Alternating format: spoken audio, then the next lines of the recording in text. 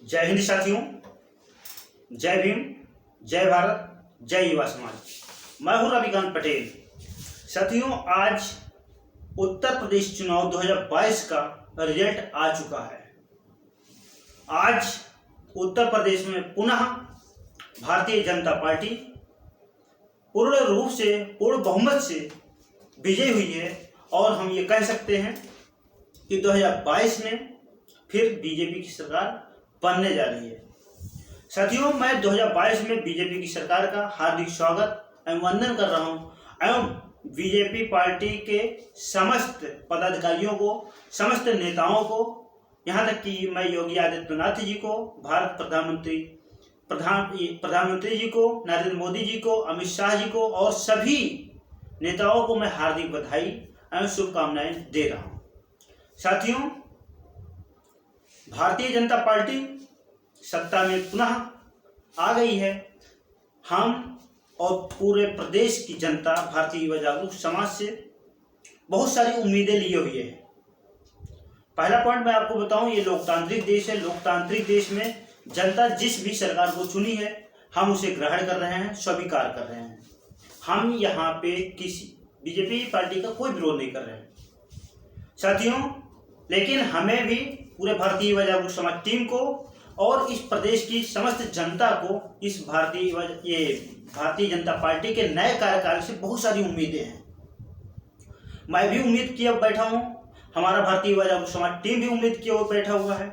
लेकिन साथियों, मैं एक बार पुनः आपसे बताना चाहूंगा, जैसे मैं कल अपने बयान में ये भी बोला था कि चाहे जिस भी पार्टी की सरकार बनेगी, मुझे कल तो मालूम नहीं था कि इस पार्टी की सरकार बनेगी, लेकिन चाहे जिस पार्टी की सरकार बनेगी उसके गलत कार्यों का मैं विरोध करूंगा। तो उसी तरह से फिर दोबारा उत्तर प्रदेश में भारतीय जनता पार्टी की सरकार आई है। अगर ये फिर कुछ गलत करेगी तो मैं इसका विरोध करूंगा।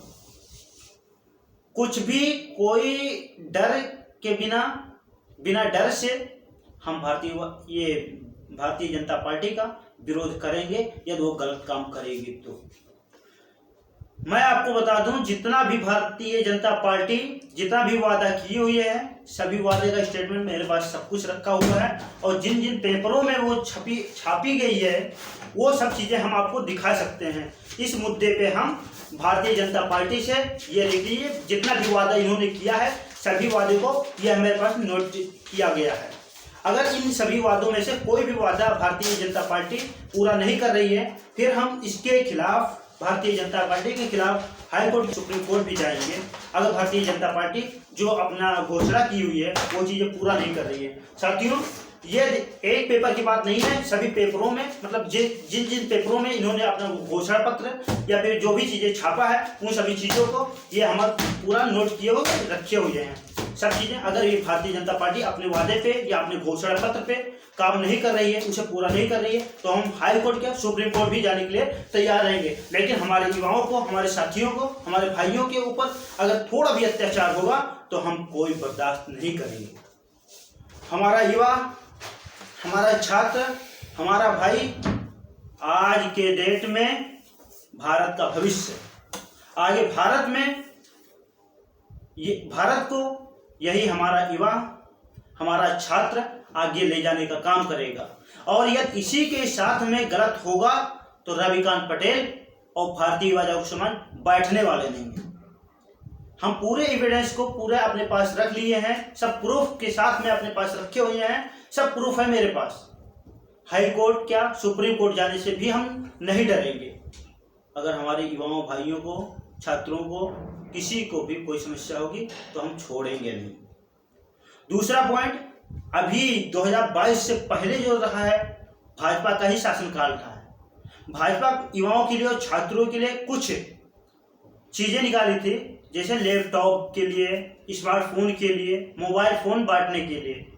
ये सब चीजें अगर की हुई थी, अगर इसे पूरा कंप्लीट नहीं कर रही है तो भी इसके लिए भी मैं भारतीय जनता पार्टी का विरोध करूंगा। इसके लिए अगर जरूरत पड़ी तो आंदोलन भी किया जाएगा, क्योंकि ये कार्यक्रम किसी और दूसरी पार्टी का नहीं था, ये कार्यक्रम भारतीय जनता पार्टी का था। दूसरा पॉइंट, बच्चों को अगर स्कॉलरशिप रुक रहा है तो उसकी भी जिम्मेदार भारतीय जनता पार्टी होगी। बच्चों को अगर लैपटॉप, मोबाइल फोन या स्मार्टफोन नहीं मिल पा रहे हैं तो भारतीय जनता पार्टी इसकी दोषी होगी।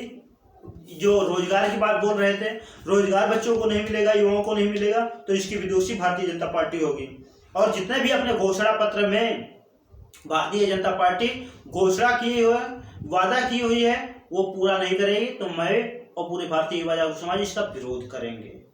धन्यवाद साथियों, मैं अपनी बातें कंप्लीट किया। और भारतीय जनता पार्टी अगर कुछ विरोध करेगी तो फिर कुछ गलत करेगी तो मैं उसका विरोध करूंगा। धन्यवाद।